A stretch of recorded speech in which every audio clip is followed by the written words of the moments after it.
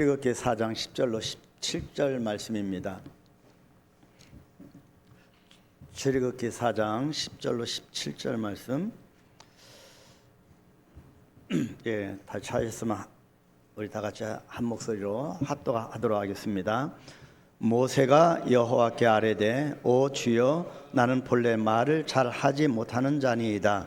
주께서 주의 종에게 명령하신 후에도 역시 그러하니 나는 입이 뻣뻣하고 혀가 둔한 자니이다. 여호와께서 그에게 이르시되 누가 사람의 입을 지었느냐? 누가 말 못하는 자나 못 듣는 자나 눈 밝은 자나 맹인이 되게 하였느냐? 나 여호와가 아니냐? 이제 가라. 내가 내 입과 함께 있어서 할 말을 가르치리라. 모세가 이르되 오 주여 보낼 만한 자를 보내소서. 여호와께서 모세를 향하여 노하여 이르시되 레위 사람 내 형 아론이 있지 아니하냐? 그가 말 잘하는 것을 내가 아노라. 그가 너를 만나러 나오나니 그가 너를 볼 때 그의 마음에 기쁨이 있을 것이라. 너는 그에게 말하고 그의 입에 할 말을 주라. 내가 내 입과 그의 입에 함께 있어서 너희들이 행할 일을 가르치리라. 그가 너를 대신하여 백성에게 말할 것이니 그는 내 입을 대신할 것이요 너는 그에게 하나님같이 되리라. 너는 이 지팡이를 손에 잡고 이것으로 이적을 행할지니라. 아멘. 여러분 배려와 기도 덕분에 휴가의 시간을 잘 갖게 되었고요. 근데 한 가지 생각나는 것이 이 진정한 쉼은 설교장에는 없는 것 같아요. 우리 오래간만에 모든 우리 자녀들과 같이 모여서 즐거운 시간을 갖게 됐는데 또 음식을 먹으면서도 주일 말씀을 또 묵상해야 되고 이 말씀이 하나님이 주시는 어떤 의미가 있을까. 그래서 음식을 먹다가 또 길을 가다가 차를 타고 가다가도 늘 묵상하게 됩니다. 그래서 진정한 휴가는 주일까지 가는 것이 진정한 휴가다. 근데 이제 그렇게 되면 이제 설교자로서 안 되겠죠. 어찌됐든 여러분 기도해 주셔서 잘 휴가 기간 재충전의 시간을 갖게 되었습니다. 그래서 또 오늘 하나님께서 우리에게 무슨 말씀을 하실까 일주일 내내 또 묵상을 했고요. 순간순간 이 말씀을 붙들고 하나님의 뜻을 받고자 그렇게 묵상하는 시간을 많이 갖게 되었습니다. 자, 지난주에 우리가 어떤 말씀을 보았을까요? 내 삶이 흔들릴 때 갈대 상자를 만드는 그것이 바로 믿음이고 신앙이라고 있습니다. 수많은 믿음의 사람들이 갈대 상자를 만들었죠. 크고 작은 또 여러 가지 유형의 그런 갈대 상자를 만들었는데 출애굽기를 통해서 우리는 모세의 갈대 상자를 만나고 있습니다. 자, 이 갈대 상자가 차지하는 이 의미, 바로 그 의미를 우리가 부여잡고 실험하지 아니하면 우리가 성숙의 단계로 나아가기 좀 어렵겠다 싶습니다. 그래서 이 갈대 상자를 우리가 묵상하는 이 기간 동안에 우리가 믿음이 성장하고 또 모든 면이 우리가 영성이 성숙되는 그런 기간이 되었으면 좋겠습니다. 자, 이 갈대 상자는 핫셉수트라고 하는 애굽의 공주에게 건져졌지요. 그래서 이 모세는 왕궁에서 40년 동안 살게 되었습니다. 자, 모세라고 하는 이 갈대 상자는 표면적으로는 아주 잘 만들어진 것처럼 보입니다. 또 안전한 곳에 당도되어서 안전하게 보관되어서 성장하고 있다라고 보여집니다. 이제 모세가 장년이 되어서 권력도 생기게 됐고요. 그리고 수많은 지식과 경험도 쌓게 되었습니다. 그래서 출애굽기 2장 11절 12절을 보시게 되면 자신의 힘으로 이제 동족을 구하는 위치까지 생겼습니다. 자, 동족을 구하려고 하는 모세의 행동에 대해서 성경은 이렇게 출애굽기 2장 11절 12절에서 말씀합니다.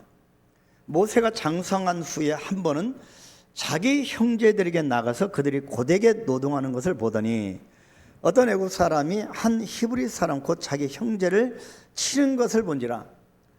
좌우를 살펴 사람이 없음을 보고 그 애굽 사람을 쳐 죽여 모래 속에 감추니라. 여러분, 이것이 모세의 삶을 완전히 바꿔놓는 구절입니다. 모세가 어떤 사람이라고 성경에 기록합니까? 자신의 힘으로 자신의 목적을 위해서 사람까지 죽이는 사람이었다는 겁니다. 성경은 모세가 누구인지를 우리에게 지금 강조하여 보여주고 있습니다. 여기에서 좌우를 살펴라는 말씀입니다. 자, 이 말씀은요, 사람의 좌우를 살필 줄 알았지만 모세는 하나님을 살피는 눈은 없는 사람이라는 뜻입니다. 하나님을 살펴야 맞았는데 사람 좌우를 살피는 사람이었습니다. 우리가 얼마나 사람 눈치를 봅니까? 하나님을 우리가 두려워해야 되는데 오늘날 우리가 교회 안에서까지도 또 교회 밖에서도 하나님 눈을 피해서 살아가는 경우가 많습니다. 그래서 좌우만을 살핍니다. 사람만을 살핍니다. 궁중에서 40년 동안 최고의 교육을 받았을지언정 하나님을 경외하는 신앙이라고는 하나도 없는 사람이 되어 있는 겁니다.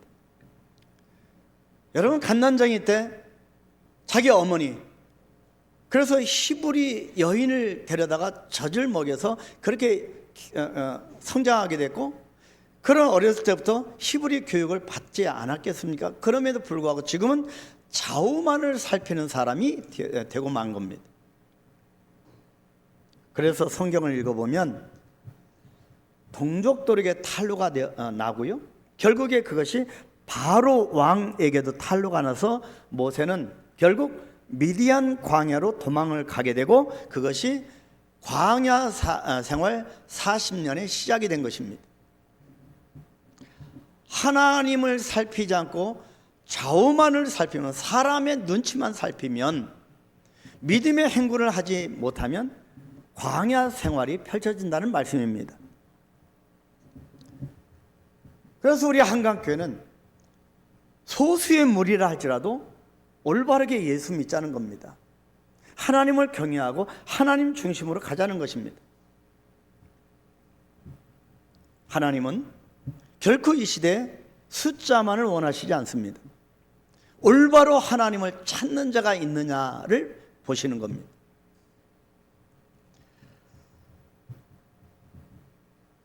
오늘 성경 출애굽기 2장 14절 15절, 그가 이르되 누가 너를 우리를 다스리는 자와 재판관으로 삼았느냐. 지금 동족들이 모세에게 항의하는 겁니다. 네가 애굽 사람을 죽인 것처럼 나도 죽이려느냐. 모세가 두려워 이르되 일이 달로 되었도다. 바로가 이 일을 듣고 모세를 죽이고자 하여 찾는지라. 모세가 바로의 낯을 피하여 미디안 땅에 머물며 하루는 우물 곁에 앉았더라. 여러분, 주 예수가 무엇보다 중하다고 합니다. 세상 명예와 권력보다 더 소중합니다. 아까 우리가 찬양하였듯이 여러분, 이 바로의 궁정에서 40년 동안 모든 권력을 쥐게 된 모세였지만 하루아침에 미디안으로 도망가는 신세입니다. 세상 권력과 세상 명예는 하루아침에 무너집니다. 좌우를 살핀 결과입니다. 정작 장년이 된 모세는 비어버린 상자였던 것입니다. 이 나일강에 바로 공주까지 갈 그때 당시에는 이 갈대 상자는 가득가득 넘쳤던 상자였습니다. 그 가득 은혜가 넘친 상자가 모세를 이끌어 간 겁니다. 근데 지금은 완전히 태바의 갈대 상자가 지금 비어버렸습니다. 하나님을 만난 적도 없고 하나님께서 하시는 역사도 알지 못하는 껍데기 상자였던 것입니다. 그래서 세월이 중요하지 않습니다. 내가 얼마나 예수 그리스도를 오래 믿었는가 가장 중요한 것이 아니라 나라고 하는 이 갈대 상자가 무엇이 치워져 있는가가 중요합니다. 그런데 40년이 지나서 80살 된 모세에게 하나님이 나타나십니다. 그리고 말씀하십니다. 그것이 출애굽기 3장 5절이죠. 내가 선 곳은 거룩한 땅이니 내 발에서 신을 벗어라. 이 말씀을 통하여서 우리가 많은 설교를 들으셨을 겁니다. 자, 이 하나님이 나타나셔서 말씀하신 이후로 모세는 자기에게 나타나시는 하나님의 이름조차도 모르기 때문에 이름을 묻게 됩니다. 하나님은 이름을 묻는 모세에게 맡기실 일들에 대해서 설명합니다. 내가 너를 다시 애굽에 보낼 것이다. 내 백성 이스라엘을 구원하게 할 것이다. 바로에게 보낼 거야. 계속 사명을, 미션을 줍니다. 그런데요, 그 과정에서 성경을 자세히 보면 정작 모세는 그 놀라운 하나님의 일을 보고서도, 하나님의 역사하심을 보고서도 확신을 갖지 못합니다. 40년의 기간이 지났지만, 40년의 신앙생활을 했지만 별반, 모세도 그렇고 우리도 별반 달라진 것이 없어 보입니다. 여전히 빈 상자여서 그렇습니다. 모세는 하나님께서 쓰실 테바의 갈대 상자가 되기에는 아직 부족한 모습인 겁니다. 그러자 하나님께서 모세에게 세 가지 말씀을 하십니다. 끊임없이 이 모세를 붙들고 일하시는 하나님, 그 하나님께서 모세에게 세 가지를 말씀하십니다. 이 말씀이 오늘 우리가 묵상할 갈대 상자 안에 감추어진 세 가지 비밀입니다. 그래서 저는 오늘 이 세 가지 비밀을 같이 캐내기를 원합니다. 첫 번째가 과거의 상처입니다. 모세의 갈대 상자 이야기를 읽다가 발견하게 되는 충격적인 말이 있습니다. 그것이 출애굽기 2장 14절 상반절인데요, 아까 우리가 보았죠. 누가 너를 우리를 다스리는 자와 재판관으로 삼았느냐라는 말씀입니다. 자, 이 말씀은요, 모세가 40살이 됐죠. 40살이 되어서 이제는 동족의 아픔을 알게 되는 겁니다. 중노동하고 매일매일 고달파하는 동족의 형편을 알게 되는 겁니다. 그리고 동족들이 이 고통스러운 현장에 나갔다가 결국에 동족을 위해서 살인까지 저질렀는데, 그 다음날 이스라엘 동족들이 자기를 옹호하는 말을, 지지하는 말을 할 줄 알았는데 반대입니다. 그 다음날 이스라엘 동족들에게 들은 말이 누가 너를 우리를 다스리는 자, 재판관으로 삼았느냐, 그렇게 말을 하는 겁니다. 여러분, 대부분 성경을 이 부분을 읽어야 여러분 지나친 분도 꽤 있으실 겁니다. 이거 뭐가 그렇게 중요할까? 근데 여기서 비밀이 담겨 있습니다. 이 말 한마디가 무서운 겁니다.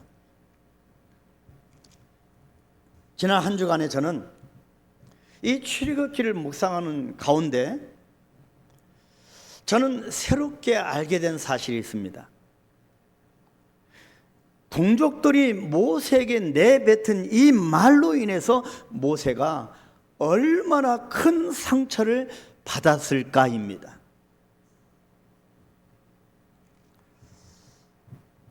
자기 딴에는 동족들을 위해서 행한 행동인데 오히려 반대의 말을 듣게 된 겁니다. 하나님께서 불타는 가시떨기 나무 가운데 나타나신 놀라운 체험으로 모세를 나중에 부르셨죠.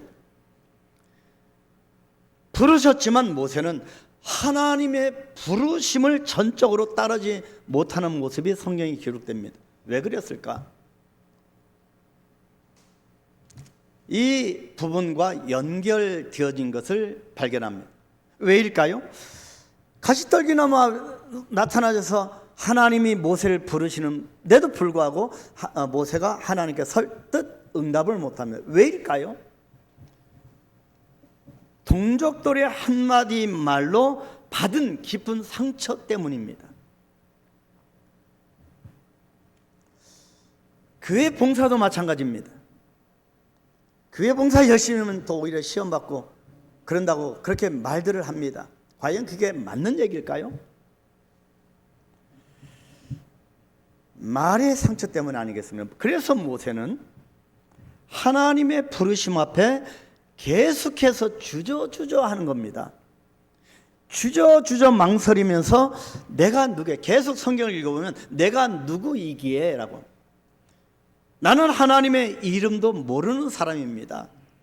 내가 무엇이라고 저들에게 가서 말하리까 라고 말하는 것을 볼 수가 있습니다. 하나님의 부르심을 받고도, 하나님의 놀라운 기적을 계속 하나님이 보여줌으로 체험하고도 모세는 마음의 상처로부터 자유롭지 못했던 것입니다.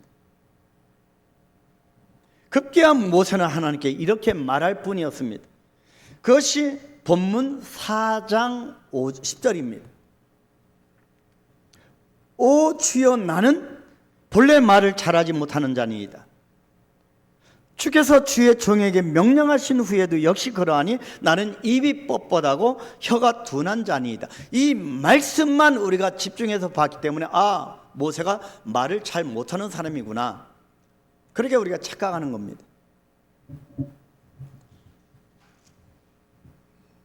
그런데 모세가 정말 말을 잘 못하는 사람이었을까요?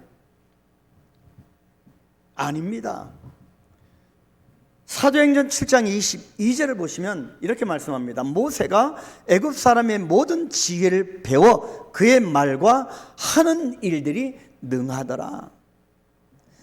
은혜 받은 모세는 말도 잘하고 하는 일도 능하였던 사람입니다. 근데 왜 자꾸 모세가 나는 입술이 뻣뻣하고 말을 잘 못하고 계속 그렇게 말하는 걸까요? 주저주저 왜 그럴까요? 과거의 상처 때문입니다. 모세는 말도 하는 일도 탁월한 사람이었습니다.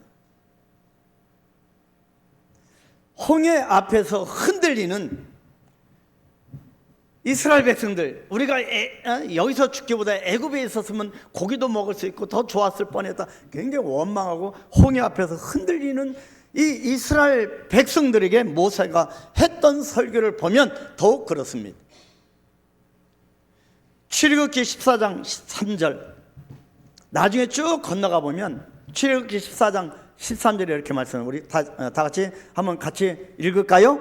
너희는 두려워하지 말고 가만히 서서 오늘 하나님께서 너희를 위하여 행하시는 구원을 보라고 설교했는데, 그 설교의 모습을 한번 보십시오. 홍해가 가라 있고 수많은 이스라엘 백성은 초조하고 불안하고 원망하고 흔들리는 이 이스라엘 백성들 앞에서 설교하는 겁니다. 이렇게 거침없이 선포하던 그 놀라운 언변을 보게 되면 모세는 말을 잘 못하는 사람이 아니었던 겁니다. 그래서 우리가 성경을 올바로 봐야 합니다. 말이 입술이 뻣뻣해도 하나님의 은혜가 임하면 말을 잘하게 됩니다. 하나님의 할 말을 그 입술에 주시기 때문입니다. 그래서 모세 말을 잘 못함에 우리가 혼동하지 않고 그 모세를 들어 사용하시는 하나님을 바라보는 것이 올바른 성경을 읽는 방법입니다. 그렇다면 나는 말을 잘하지 못합니다 라고 하는 모세의 말은 어떤 의미가 있을까요? 왜 그랬을까요? 모세가 과거에 받았던 상처의 고백인 겁니다. 나에게 그렇게 무서운 말을 했던 이스라엘의 마음을 돌릴 자신이 없다는 겁니다. 내 백성이 이스라엘에게 보낸다, 바로에게 보낸다. 나는 그 이스라엘 내 동족에게 받은 상처 때문에 저들의 마음을 돌릴 자신이 없다는 겁니다. 40년 전의 실패, 그리고 40년이 지나버린 이 세월 앞에서도 모세는 여전히 자신이 없어하는 모습인 겁니다. 그래서 여기서 한 가지 더 깨닫는 것, 말하는 것보다 더 중요한 것, 동족의 마음을 얻을 자신이 없었던 겁니다. 그렇게 해서 하나님이 부르시는데도, 하나님이 사명을 주시는데도 계속 머뭇 주저하는 겁니다. 저는 모세의 이 말이 가슴 깊이 다가옵니다. 모세와 같은 상처를 가진 사람들을 많이 만났기 때문입니다. 한마디 말 때문에 꼼짝하지 못하고 움직이지 못하고 있는 사람들을 많이 보았습니다. 말에 상처를 받아서 진이 빠져 있는 사람들이 참 많습니다. 하나님께서는 나를 부르시는데도 불구하고 그것 때문에 자꾸 주저합니다. 어떻게 해야 합니까? 어떻게 치유해야 합니까? 하나님께서 모세에게 해 주시는 말씀을 들어야 합니다. 오늘 제가 여러분과 나누기 원하는 말씀입니다. 본문 11절입니다. 같이 읽겠습니다. 여호와께서 그에게 이르시되 누가 사람의 입을 지었느냐? 누가 말 못하는 자나 못 듣는 자나 눈 밝은 자나 맹인이 되게 하였느냐? 나 여호와가 아니냐? 모세가 40년 동안 깊은 과거의 상처를 끌어안고 살아가, 그래서 주저주저 하는데 이 하나님의 말씀을 듣고 얼마나 놀랐겠는가입니다. 충격으로 다가왔을 겁니다. 이스라엘 동족들이 자기에게 내뱉은 이 말 때문에 40년을 광야에서 절망한 채 보냈는데, 이제는 하나님께서 누가 사람의 입을 지었느냐라고 물으시는 겁니다. 이 말씀이 무슨 뜻일까요? 모세는 지금까지 왜 상처가 깊었을까요? 동족들이 하는 말 때문이었습니다. 동족이 하는 그 말, 누가 우리를 다스릴 자로, 우리의 재판관으로 삼았느냐라고 하는 이 말을 이스라엘 동족의 말로 들은 겁니다. 근데 하나님께서 지금 말씀하시는 본문 11절은 나 여호와가 아니냐, 이 말씀은 사람의 입을 지은 내가 너희 동족들에게 그 말을 시켰다는 뜻입니다. 이해가 되시죠? 이건 동족들이 한 말이 아니라 하나님께서 모세에게 동족의 입을 빌려서 그렇게 시켰다는 겁니다. 누가 입을 지었느냐? 나 여호와가 아니냐? 너는 동족들의 한 말 때문에 상처 받은 채로 살아가는데 그 말도 내가 시킨 거 아니냐? 알고 보니 이스라엘 동족의 말이 아니라 하나님의 말씀이었다는 겁니다. 성경을 통해서 우리는 하나님께서 40살 혈기왕성한 모세 대신에 연단받은 80살 모세를 사용하실 계획이었음을 알고 있습니다. 우리가 어떻게 그것을 알까요? 이미 우리는 성경을 읽었기 때문입니다. 근데 모세는 그때 당시 몰랐던 겁니다. 이 동족들의 괘씸한 말만 자기 뇌리에 신비에 박혀서 상처를 받고 살아갔지만, 하나님은 지금 다시 모세를 과거의 상처를 치유하시는데 그건 내가 한 말이야. 동족들을 시켜서 내가 한 말이야. 누가 입을 지었느냐? 나 여호와다. 내가 한 말이야. 그래서 지금 하나님은 그때 당시 40살 혈기왕성한 모세를 깨뜨리기 위해서 이렇게 말씀하신 겁니다. 자기 능력으로 일하려고 하는 모세 대신에 하나님을 살피지 않고 좌우만을 살피는, 사람 눈치만 살피는, 자기 능력으로 일하려고 하는 이 모세 대신에 오직 하나님의 능력을 위해서 하나님을 살피고 하나님을 위해서 하나님의 능력을 일하려고 하는 모세가 하나님은 필요하셨던 것입니다. 여러분, 혈기는요 하나님의 음성을 놓치게 만듭니다. 여러분, 오늘날 이것이 안 되기 때문에 목사가 무슨 말을 해도 설교 중에 시험 들고 자꾸 그러면 동료 우리 성도들이 무슨 얘기도 시험 받습니다. 누가 너를 내 재판관으로 삼으니 왜 네가 나한테 명령해? 왜 그런 얘기해? 우리가 상처받는데요, 혈기가 있어서 그렇습니다. 혈기가 왕성할 때는 하나님의 음성이 안 들립니다. 이 모세가 혈기왕성한 40살에 이 동족들의 말이 하나님의 음성으로 들리지 않는 겁니다. 하나님의 말씀으로 받는 성숙함이 나에게 없다면 상처로 낙심할 수밖에 없습니다. 그래서 우리가 예수 믿어도요, 성숙되어야 합니다. 10년 전이나 40년 전에 우리가 예수 믿는 모습이 똑같다면 하나님이 어떤 방법으로든 우리를 치시는 겁니다. 혈기를 꺾어 놓으시는 겁니다. 괴롭지요? 힘듭니다. 자기 자신과의 싸움입니다. 그래서 혈기는요, 깨뜨려야 합니다. 내가 상처가 되는구나. 아, 내가 저분의 말에 상처가 됐구나. 아, 저 사람이 하는 말 때문에 상처가 됐다. 그러면 아, 내가 아직 성숙하지 못했구나. 아, 나이가 아직 모세처럼 혈기가 왕성하구나. 아, 내가 아직도 내 자아가 살았구나. 그렇게 보면 거의 맞습니다. 그래서 하나님은 이스라엘 사람으로 하여금 이 무서운 말을 하도록 했던 것입니다.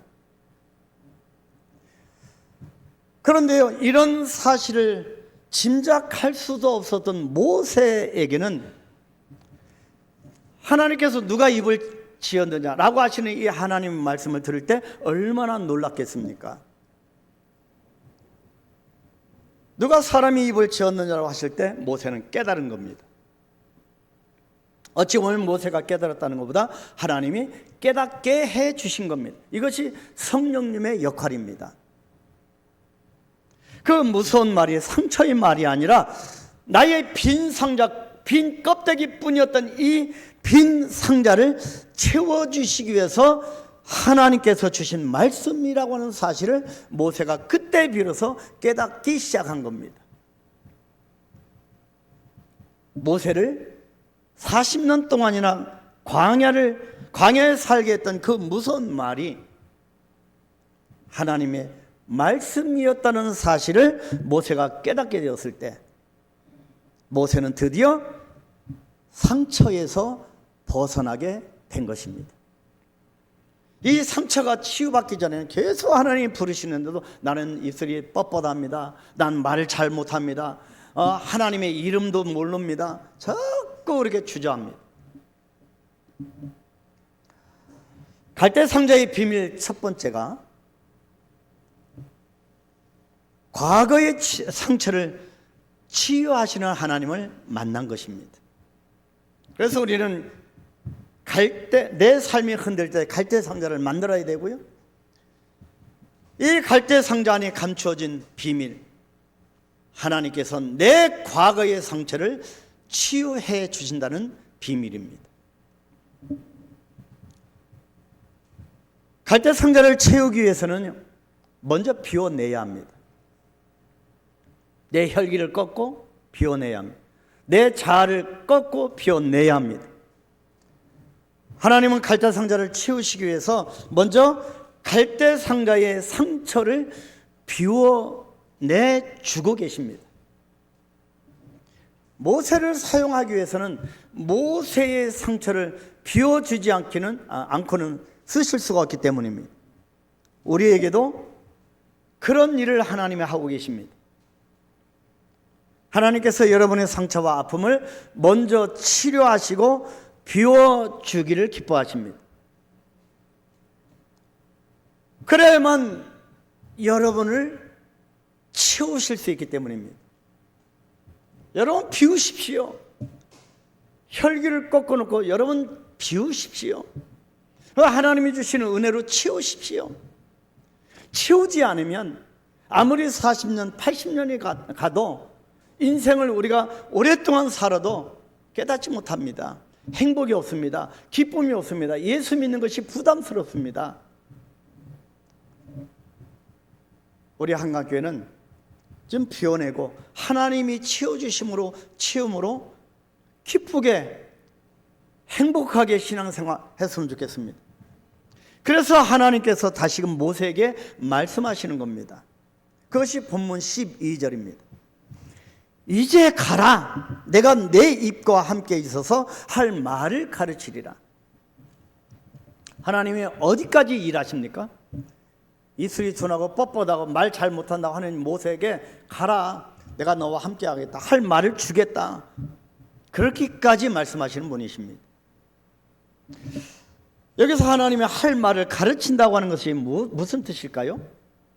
앞으로 바로 왕 앞에서 해야 할 많은 말들, 그리고 이스라엘 백성들 앞에서 해야 할 많은 말들을 알려주겠다는 말씀입니다.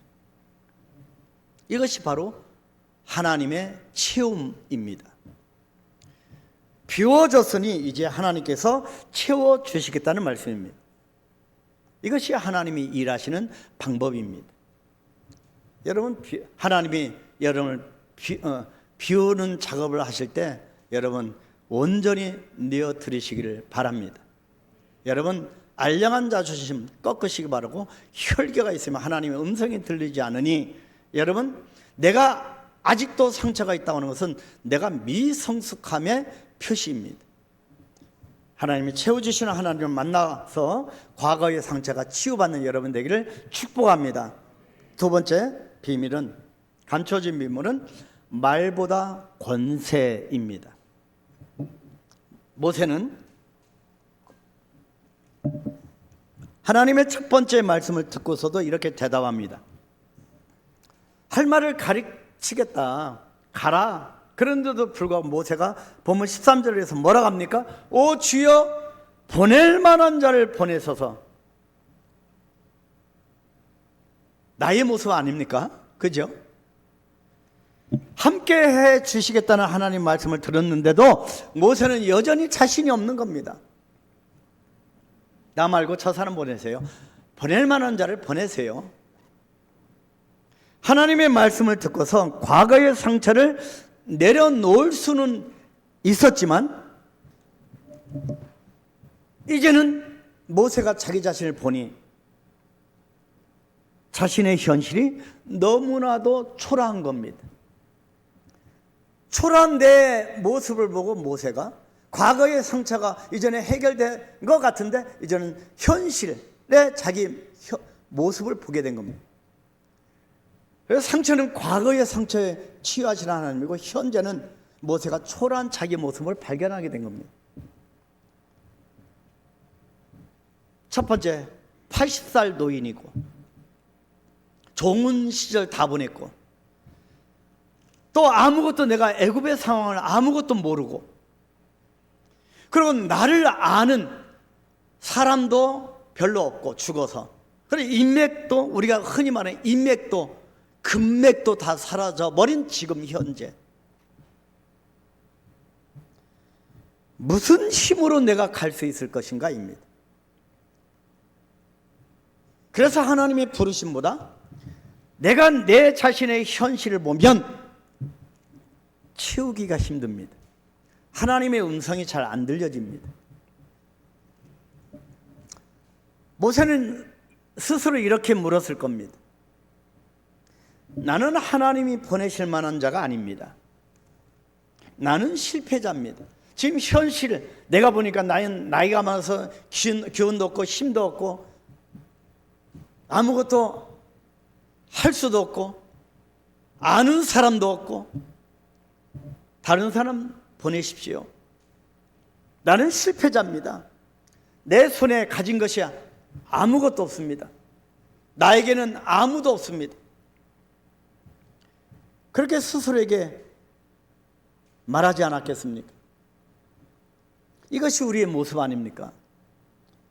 여러분, 영적으로 영성을 갖추지 못하고 성숙되지 못한 자는요, 여러분, 우리가 성숙이라는 단어가 우리 인품에만 즐겨 사용하는 데 아닙니다. 우리 신앙에도 더 중요하게 사용되어지는데, 성숙이라고 하는 것은요, 자꾸 현실을 봄으로 이 성숙을 막는 겁니다. 여러분, 성숙된 자는요, 현실을 뛰어넘습니다. 물질도 뛰어넘고요. 이것이 성숙된 모습입니다. 근데 아직도 성숙되지, 과거의 상처가 치유됐을지언정 아직 성숙되지 못한 이 모세는 자꾸 현실이 보여진 겁니다. 내 자신의 초라한 모습, 내 손에 무엇이 들려 있는가를 보게 되고요.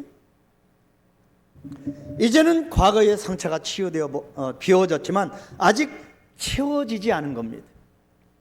그렇기 때문에 두려운 겁니다. 현실에 매몰되면 당연하게 두렵습니다. 물 위로, 바다 위로 걸어오시는 예수님을 볼 때 이 제자들이 물에 빠진 이유가 현실을 보았기 때문입니다. 여러분과 저도 그렇지 않습니까? 예수 믿고 다 내려놓았는데 불안합니다. 신앙생활을 열심히 하는 것 같고 교회 다니는데도 아직 이루어진 것도 없고 빈 갈대 상자의 모습인 것만 같아서 내 자신을 보고 불안하게만 합니다. 기도응답도 없는 것 같고 자꾸 초조해집니다. 여러분, 모세의 이야기를 들으면서 제가 깨닫게 된 사실은, 하나님께서 모세에게 하시는 말씀은 단순히 말이 아닌 권세라는 점입니다. 주여 잘 보내소서 주저주저 하는 이 모세를 향하여 하나님께서 할 말을 가르치려라. 근데요, 여러분, 말보다 하나님을 주겠다는 말씀입니다. 그것이 하나님의 권세입니다.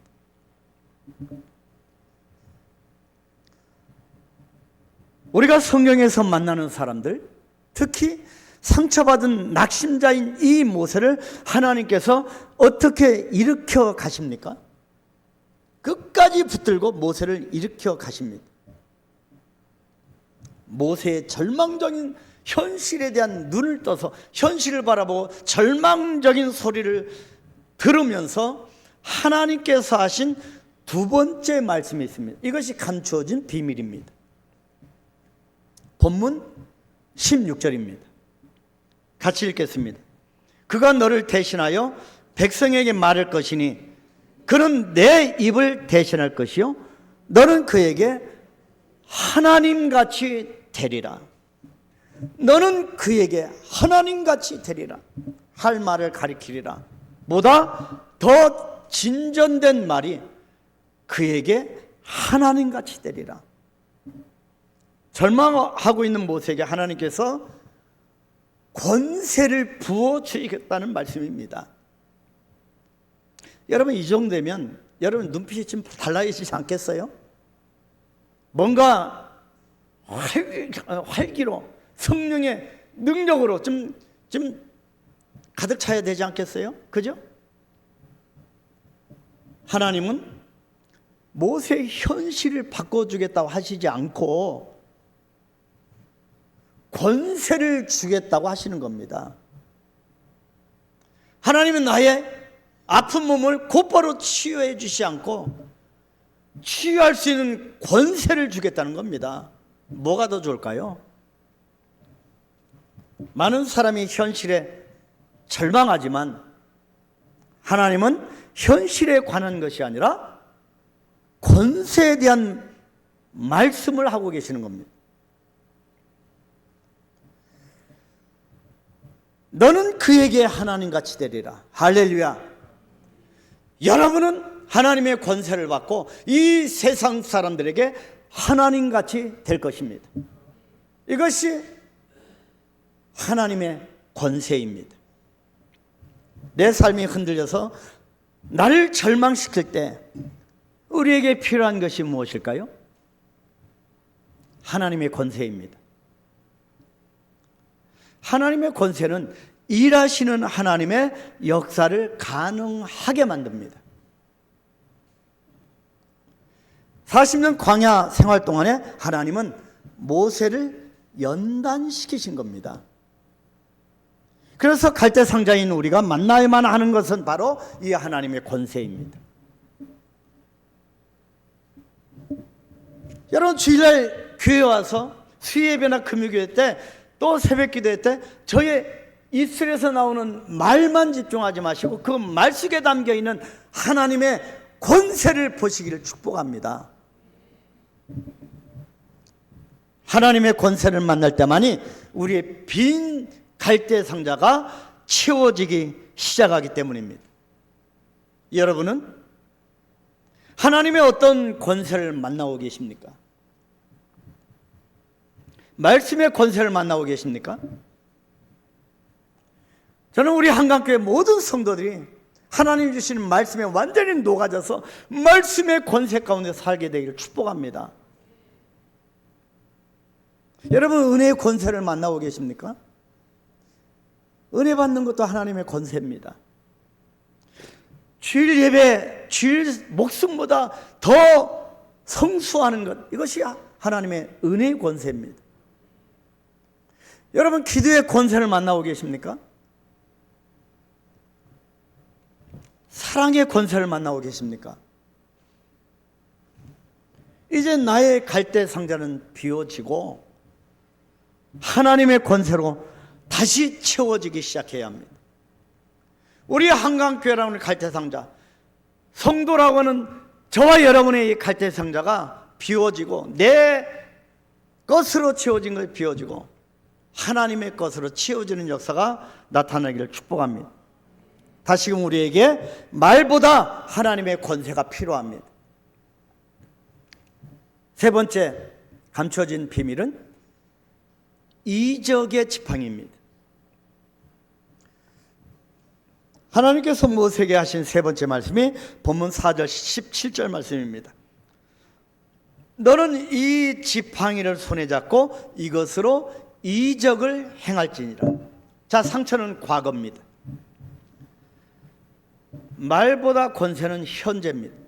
자꾸 현실을 보고 낙심하게 됐죠. 그래서 하나님의 말을 주시는 겁니다. 그 말 속에 하나님의 권세를 담아서 주시는 겁니다. 이것이 현재입니다. 미래는 모세가 어떻게 살라고요? 이정의 지팡이, 기적의 지팡이를 손에 들라는 겁니다. 손에 들고 이적을 행하라는 것입니다. 이것이 모세의 미래입니다. 하나님께서 모세에게 들라고 하신 이 지팡이는 살구나무로 만든 아주 평범한 지팡이였습니다. 모세가 40년 동안 미디안 광야에서 40년 동안 사용하고 또 사용하고 평생 사용하여서 닳고 또 닳고 그래서 휘어져 있는 지팡이입니다. 별거 아닙니다. 하나님께서 모세에게 이 지팡이를 잡고 이정을 행하라고 하십니다. 삼갈의 소문, 사사기원 삼갈의 소문 막대기로 여러분 블레셋 600을 죽였다고 합니다. 삼갈의 소문은, 삼갈 사사의 소문은, 그 막대기는요 아무것도 아닙니다. 여러분, 목동들이 막대기를 가지고 늑대로 보호하기 위해서 막대기 정말 볼품없습니다. 새로 만든 굉장히 강력한 무기가 아닙니다. 모세가 40년 동안 들고 있었던 지팡이가 똑같습니다. 볼품없습니다. 근데 하나님께서 모세에게 그 지팡이를 들라고 합니다. 손에 들고 이적을 행하라고 말씀합니다. 여러분, 이것은 현실에 매몰된 사람은 의심이 먼저 드는 거죠. 근데 하나님은 미래로 초청하는 겁니다. 들라는 겁니다. 행하라는 겁니다. 모세가 나중에 하나님의 말씀대로 결국에 행하는 모습, 성숙된 모세의 모습을 우리가 볼 수가 있습니다. 어떻게 하나님의 은혜 가운데 하나님의 채워주심으로 모세가 어느 선까지 성장하고 성숙합니까? 그것이 출애굽기 4장 20절입니다. 같이 봅니다. 모세가 그의 아내와 아들들을 나귀에 태우고 애굽으로 돌아가는데 모세가 하나님의 지팡이를 손에 잡았더라. 아멘. 자, 한 가지. 여러분, 좀 가슴에 와도 그러면 여러분 아멘을 크게 하셔도 좋습니다. 왜냐하면 저는 부흥 강사처럼 아멘 하면 복 받습니다 그런 의미 아닙니다. 여러분 아멘이라는 것은 하나님의 말씀에 수긍하고 맞습니다. 그리고 자기의 어떤 결단의 고백도 있습니다. 우리 한강교회가 지금 군병들이 되었으면 좋겠습니다. 왜냐하면 제가 그전에 한 회사를 가서요, 아침에 그 회사의 사장님의 장로님인데 그 이름도 예주 나라예요. 예수님이 주인 되는 나라예요. 회사가 그 외국 동남아에서 이 국내에 있는 이 외국인들에게 그런 음식들 캔으로 된 통조림들을 음식을 가져서 그렇게 판매하는 물류회사인데 굉장히 커졌어요. 하나님이 안 키워주시겠어요? 어마어마합니다. 선교도 많이 하고요. 그 전 직원을 딱 한번 예배를 드리는데 한번 설교부터 해서 한번 갔어요. 아침 일찍. 무슨 말을 해도 주기도문 해도 그렇고 사도행전도 그렇고요. 이야, 뭐 군인들이 뭐 실로암 찬양하는 것처럼 그 능가합니다. 얼마나 사도신경을 정말 목숨을 다하여 이렇게 세게 고백하는지, 야, 제가 얼마나 은혜가 됐는지. 여러분, 우리 같이 한강교회를 그런 강력한 교회를 만드십시다. 아멘? 아멘. 우리 하나님 앞에 한번 화끈한 표현은 좀 그렇지만 저 성령의 강력한 역사를 한번 해보자고요. 아멘? 아멘? 아멘? 우리가 하나님 앞에 아멘을 잘한, 우리가 자녀를 키울 때 다 아시잖아요. 네 하는 자녀가 눈길이 한 번 더 가잖아요. 그죠? 자, 모세가 하나님께서 말씀하신 지팡이를 잡을 정도로, 또 자기뿐만 아니라 아내와 자녀들까지 잡을 정도로 성숙한 겁니다. 채워진 겁니다. 살구나무로 만든 지팡이가 명실상부 하나님의 지팡이가 된 겁니다. 이것이 감추어진 갈대상자의 세 번째 비밀입니다.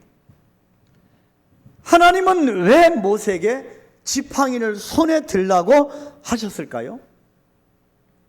그 지팡이가 하나님의 능력을 나타내기 위해서였을까요? 모세에게 지팡이는 어떤 의미였을까요?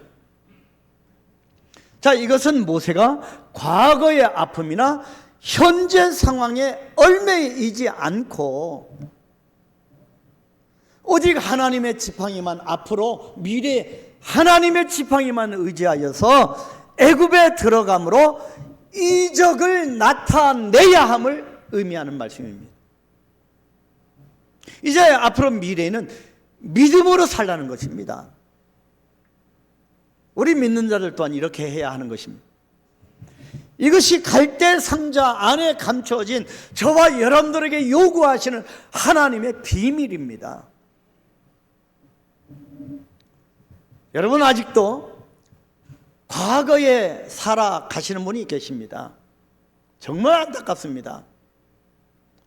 과거에 매몰된 분이 계십니다. 여러분, 생기를 잡은 자는 뒤를 돌아오지 않는다 했습니다. 여러분, 과거는 과거로 여러분 하나님 앞에 던지십시오. 그래서 십자가가 필요한 거 아니겠습니까? 내가 도저히 안 되면, 내가 할 수 없으면 십자가에 던지십시오. 주님이 해결하십니다. 그래서 현실을 볼 때 나의 무능력함을 보고 매몰되지 않고 미래로 가라는 겁니다. 그래서 하나님께서 과거의 상처를 치유하시며 채우시면서 현실에 매몰된 우리에게 말로가 아닌 권세를 주시면서 지팡이를 제시하는 겁니다. 지팡이는 가리키는 것입니다. 보호하는 것입니다. 바로 미래의 삶을 가리키고 보호하는 겁니다. 그래서 우리 한강교회는 미래지향적인 교회, 미래지향적인 성도가 되기를 소망합니다.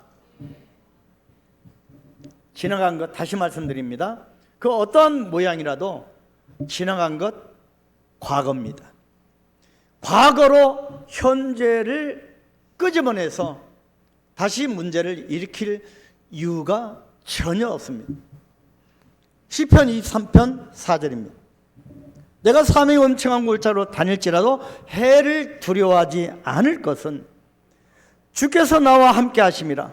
주의 지팡이와 막대기가 나를 안위하시나이다. 이것이 우리의 미래의 모습입니다. 할렐루야. 이 말씀은요, 다윗이 젊은 시절 하나님께서 자기 자신을 보호하셨던 때를 회상하는 내용인데, 기적을 행하시는 하나님의 지팡이를 다윗은 생생하게 기억하면서 찬양하게 된 겁니다. 여러분, 미래지향적인 성도는 찬양이 나옵니다. 우리는 하나님께서 행하시는 능력의 지팡이를 기억하면서 계속 앞으로 나아가야 합니다. 왜냐하면 믿음이란 기억하는 것이기 때문입니다. 과거 상처에 매몰된 못난 내가 아닌 그런 나일지라도 붙드시고 일하시는 하나님이 나를 지키시고 이끌어 주셨기 때문입니다. 그것을 기억하는 것이 믿음입니다. 우리는 하나님께서 우리에게 행하신 기적의 일들을 기억해야 합니다. 기억은 우리의 믿음에 정말 중요하기 때문입니다. 하나님께서 우리 삶에서 어떻게 역사하시는지 기억할 때 우리는 이정의 지팡이를 손에 들고 계속 앞으로 나아갈 수가 있습니다. 기억은 하나님이 나를 붙드시고 지키시고 역사하신 것이 기억입니다. 나의 혈기 때문에, 나 때문에 상처받은 과거를 끌어안는 것이 기억이 아닙니다. 사랑하는 성도 여러분, 갈대 상자 안에는 감추어진 세 가지 비밀이 있습니다. 첫 번째가 과거입니다. 과거의 상처입니다. 이 상처를 치유하시는 하나님을 만날 수가 있고요. 현실입니다. 현재. 말보다 권세를 부어주시는 하나님을 만날 수 있다는 하는 것이 두 번째 비밀이고, 그리고 우리에게 이적의 지팡이를 들게 하시는 하나님, 그런 미래를, 이적을 행할 것을 그 영역의 세계로 이끌어 가시는 하나님을 만날 수 있는 것이 비밀입니다. 오직 하나님만이 능력 되심을 기억하고 믿게 되기를 축복합니다. 이 시간 우리가 같이 기도하겠습니다. 이제는 나의 것으로 채워진 이 갈대 상자를 좀 비우겠습니다. 비우십시오. 그럼 미래를 향하여 하나님이 이적을 행하라고 들려주시는 이 지팡이를 들고 나아갔으면 좋겠습니다. 이것이 채움입니다. 하나님의 은혜로 채우겠습니다. 하나님 만들라고 하신 이 갈대 상자에 하나님의 은혜로 채워가겠습니다. 기도로 채워가겠습니다. 하나님의 기적의 역사로 채우겠습니다. 우리 한번 결단하면 기도하겠습니다.